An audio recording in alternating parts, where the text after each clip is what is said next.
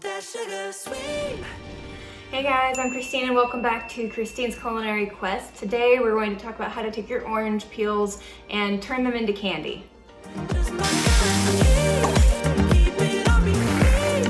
Justify the potion, love it is the caution. Oh, that sugar, just my kind. Oh, that sugar, sipping on the potion, all that good emotion. Oh, that sugar.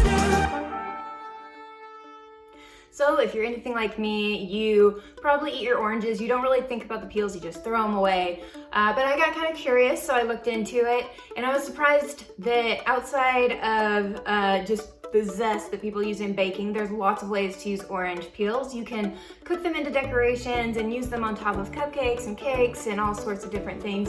And they're actually pretty tasty on their own. And you can also use them in tea as sort of like a substitute for like herbal fruit tea mixes. So I thought I'd share that with y'all today. So let's go ahead and get started. The process is surprisingly simple and can be applied to any citrus fruit that has a peel: lemons, limes, grapefruits, all of those different types of fruits. And all you have to do is you take a vegetable peeler and you apply it to the outside of the peel so that you get thin strips of the peel. And then you remove the white part that's on the inside of the peel. We call that the pith. And the pith is basically the bitter component of the peel, and it's what's going to keep your candy from being sweet when you get later on and you finish in the process. So you want to go ahead and scrape off the pith. I tried to gently scrape the pith off of the inside of the peel with a spoon or a knife, but it's not a big deal if you get a tear in your peel. It's going to be completely unnoticeable later on whenever you've cooked it into the sugar and it's completely covered and sealed back together. Depending on how big you're able to peel the pieces off of your orange with the type of peeler that you have, how big or how round your orange is, it can take a while to scrape the pith off of the inside of the individual bits that you've peeled off. So if you want to speed up this process, you can also take your orange and cut it into fourths, and then peel the peel off of each of those fourths and scrape the inside of those individual quartered pieces of the peel, and then you can slice those quartered pieces into smaller, thinner slices about a 1/2 inch wide, and then you can proceed to the next step to save a little time.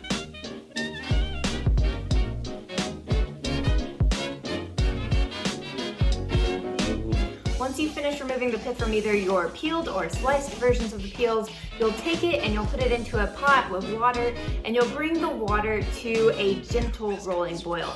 What that means is we want the water to be bubbling constantly in the center, but gently. We don't want it to be like throwing the peels all over the place. We want it to be strong enough to help remove any lingering bitterness from the pith, anything we might have missed or we couldn't see on the orange peel, but we don't want it so hot that it's going to also help remove some of the orange oil that's inside of the peel that actually makes it taste like orange. Once you have it boiling at the right level, you'll let it boil for 30 minutes. You may see a little bit of foam coming up around the edges of the pot as it boils.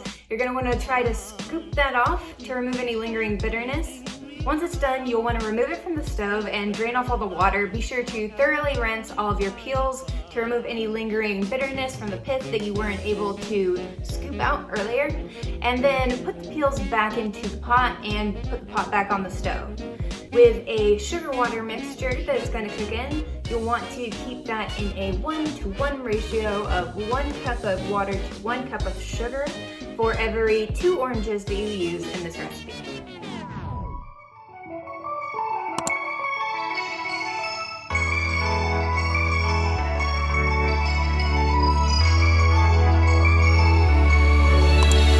The peels will then boil in the sugar water for 60 minutes, during which the peels will absorb the sugar in the water and slowly turn translucent as they soften further, becoming more and more see-through. As the peels cook, slowly adjust the heat down as liquid evaporates away so the sugar in the mixture doesn't burn, and stir the peels every few minutes to make sure they cook evenly. When the peels are almost done cooking, prepare a drying rack with a tray covered in parchment paper underneath. Then, once the peels have finished cooking, remove them one by one onto a drying rack and allow the excess sugar to drip off onto the parchment paper in the tray below. After a few minutes, the dripping will be mostly done, and you can sprinkle any additional seasoning onto the candies as desired. Recommended extras include sprinkling with cinnamon, brushing with vanilla extract, or dipping or drizzling the peels with chocolate.